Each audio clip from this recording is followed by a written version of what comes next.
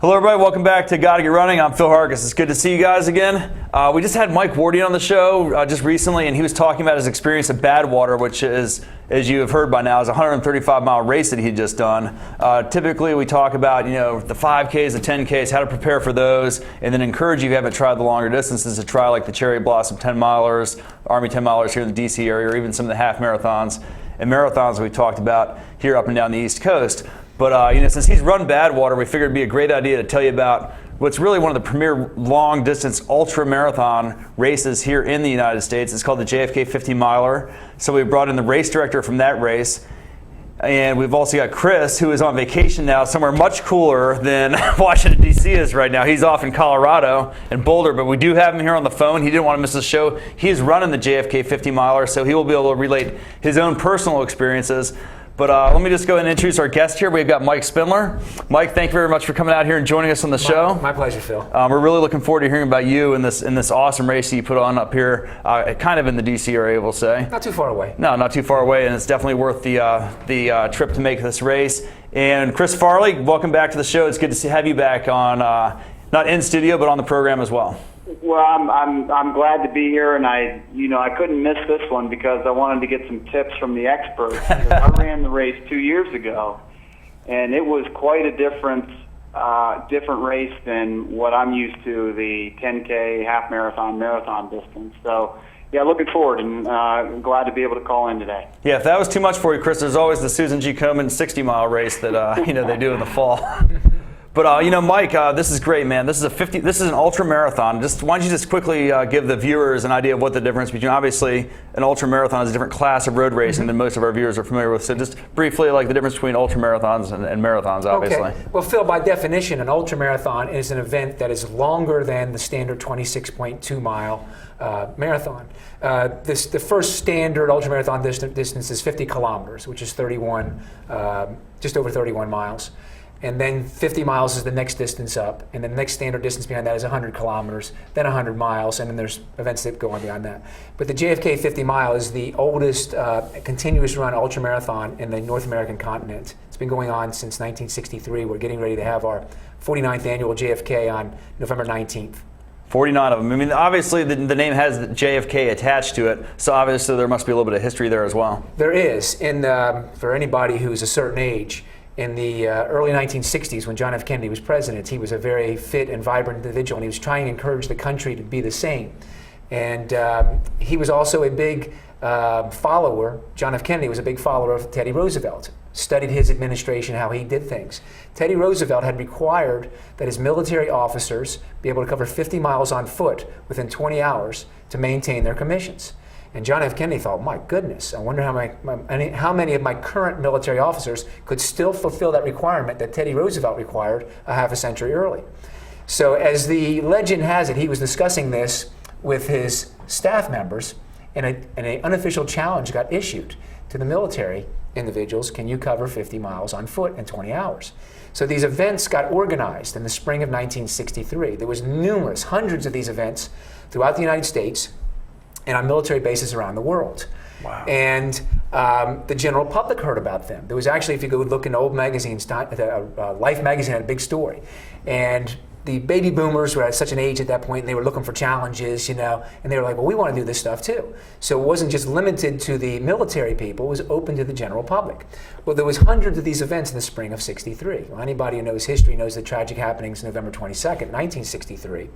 One of these events that was held in the spring of '63 was held in Washington County, Maryland. It was organized by a gentleman by the name of William Buzz Sawyer.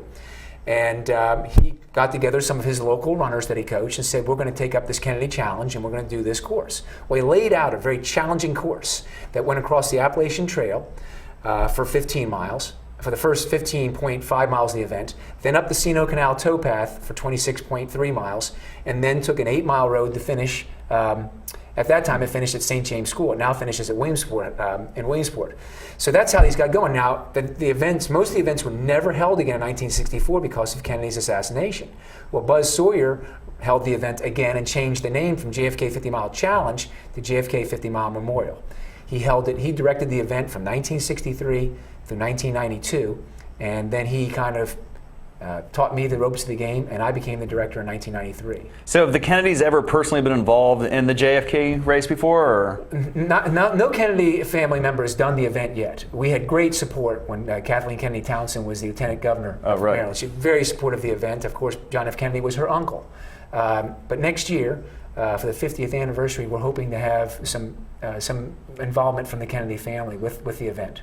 Okay, well, that'd be really cool for the 50th anniversary. That'd certainly be something special. Now, I know Chris knows a lot about this route because he's actually run it here, but why don't we get you to just tell us a little bit about this route from from start to finish, and then maybe Chris can tell us from his own personal experiences, how he was able to eyewitness the entire route, mile by mile for 50 miles. Well, to get back to the route, I'm sorry, Chris. Well, I was just going to say, Mike, I can give you some feedback, but Mike has also run it a number of times too, and so I think that we can collectively probably give a pretty descriptive blow by blow. I was blown away how quickly you were heading uphill. So talk a little bit about the start.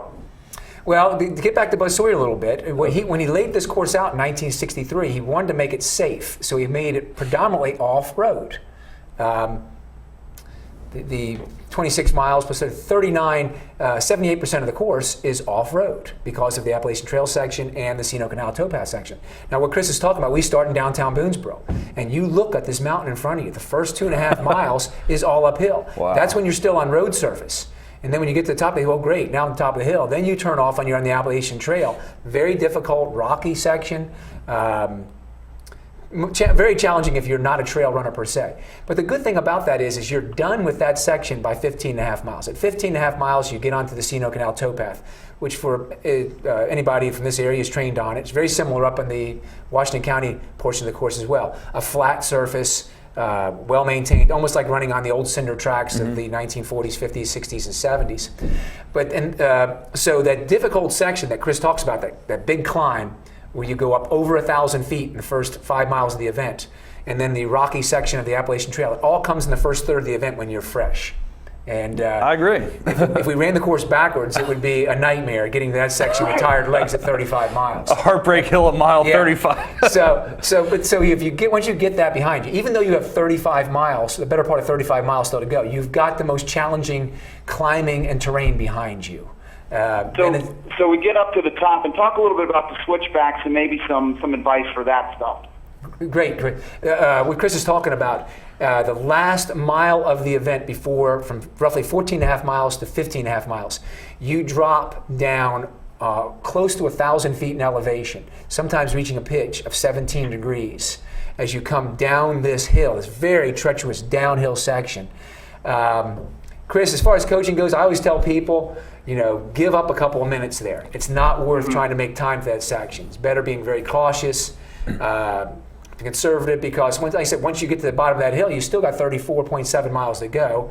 There's no sense risking something to try to pick up 20 seconds or 30 seconds or even a minute or two. And it's kind of runner's mentality. It's like, all right, just ramp up this big hill. I'm gonna make up some time by going down it really fast. Sure, but you have to overcome some of that instinct at times and be cautious there.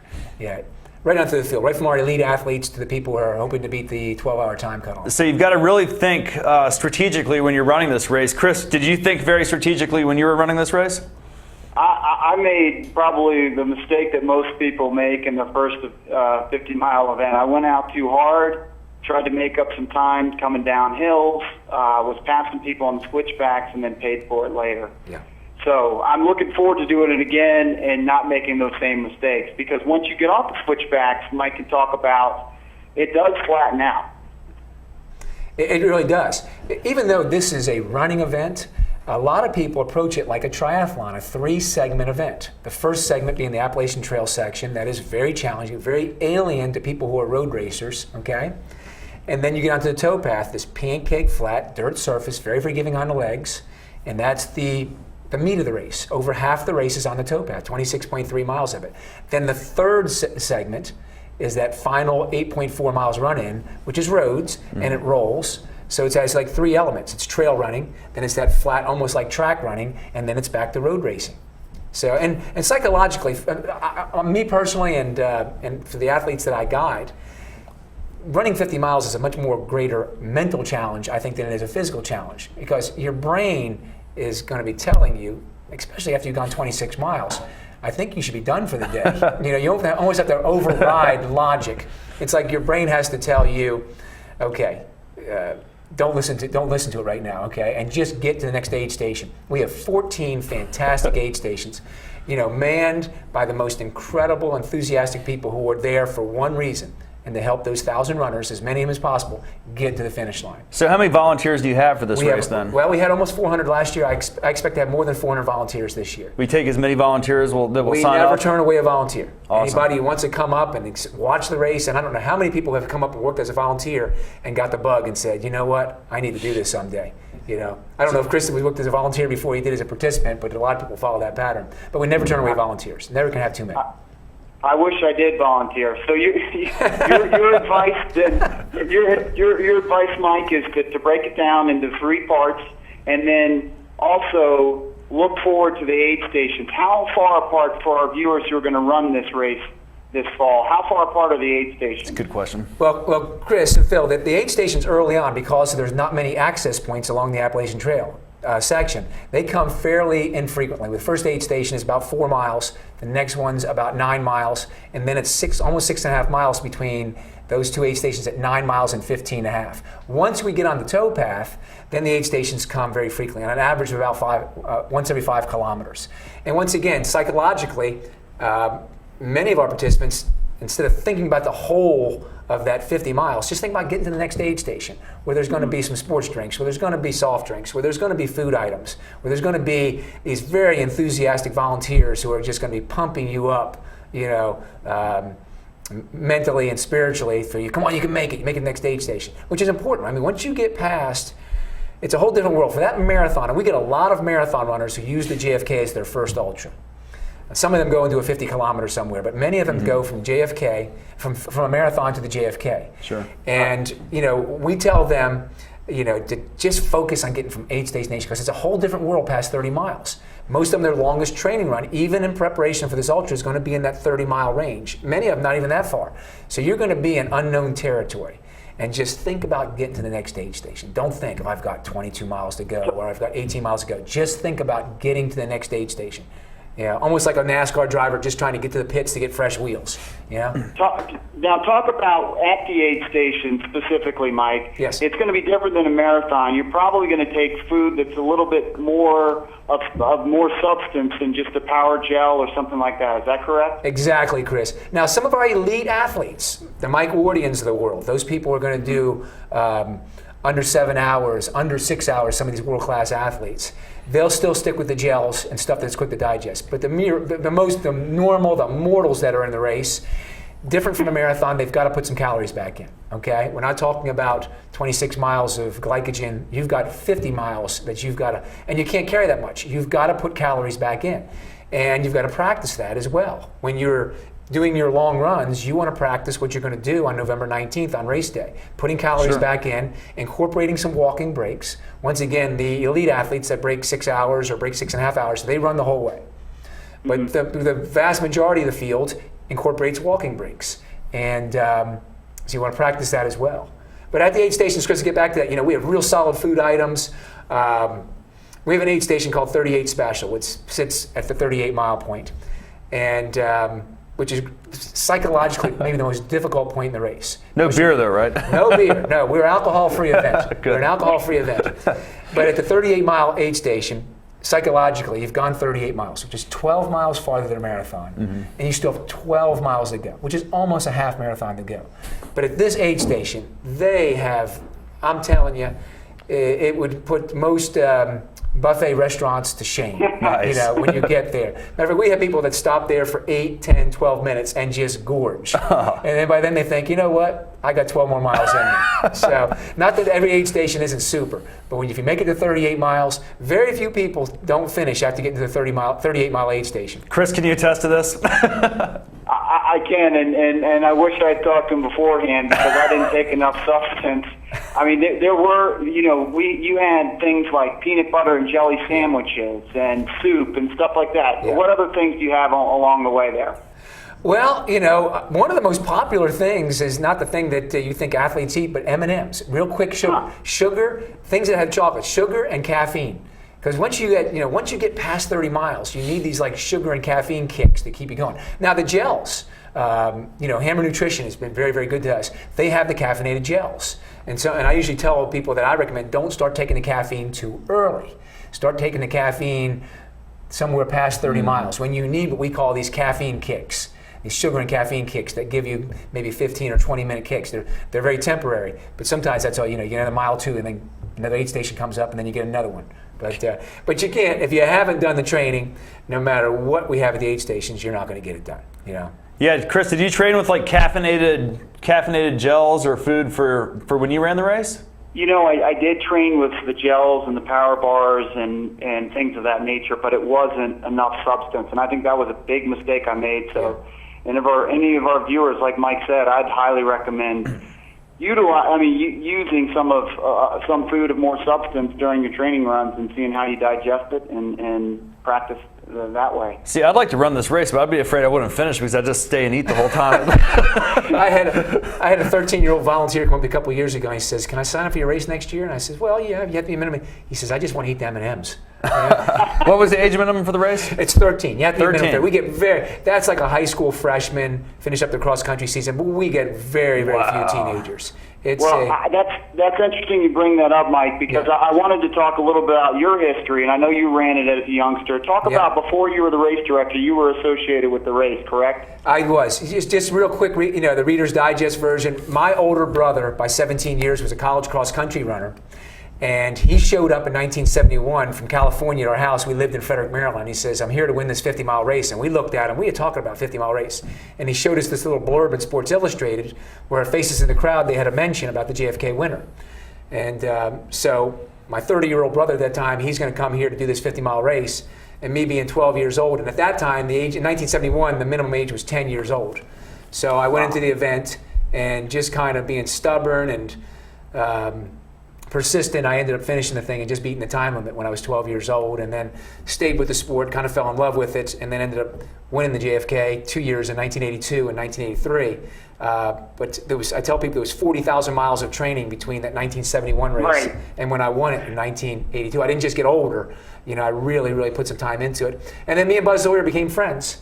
And I think we lived all of like 3 miles away from each other. And he talked to me in 1983 after I finished the race and I was sitting there. My dad was begging me to retire because he had a difficult time watching his son suffer in endurance events like that. And I told Buzz, I said, "Buzz, if you ever need anybody to take over as director down the road." And Buzz got very excited in front of a writer from the Baltimore Sun, and he says, "You got it, young man. And you got to be careful what you say when you're hypoglycemic," because it ended up 10 years later when Buzz retired after directing the first 30 editions, then I took over for the 31st, and then this year was my 19th year directing. So that's, in a nutshell, I've been involved with the event for 40 years. Well, and your course record time was 5:53. What was the first time you ran? 14 hours, 19 minutes, and 23 seconds. I'm a wealth of worthless knowledge when it comes to running trivia. So my course record has been beaten, but I think I still hold the record for most time improvement. As I went from 14:19 to 5:53. So with the current 12-hour cutoff, somebody's going to have to do that race in about 4 hours to beat that most improvement record. He changed the rules so they could stay in the record books the entire time. So obviously we've seen this race, change in popularity over the years you've been doing it too.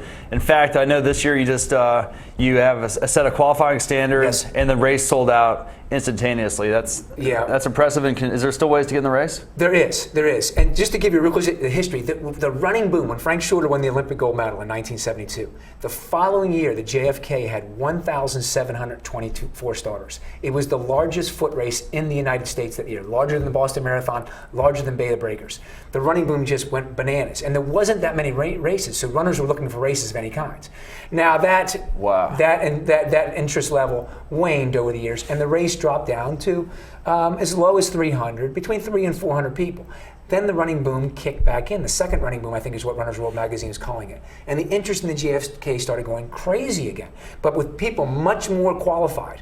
Back in '73, when there was 1,724 starters, only 1 in 3 people finished. Now the percentage of finishers rate is well over 90%, because the people coming into it aren't just on a whim. They are thoroughly prepared. They are seasoned marathon runners who are then looking for a new challenge.